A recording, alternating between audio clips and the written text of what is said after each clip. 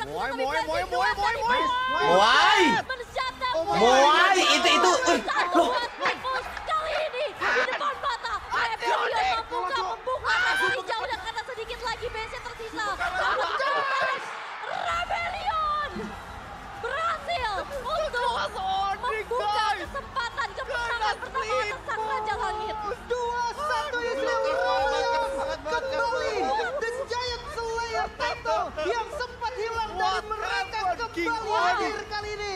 Lagi-lagi split push. Onyx tidak dikasih mundur. Lagi-lagi Droneo sang banteng masih lebih unggul. Wow. Setelah tidak ada yang 2 notice. tahun, guys. Sehingga cancellation bisa Hampir dipaksa satu dekade. oleh teman-teman dari Rebellion dengan console play yang ingin dilakukan oleh Auditisi.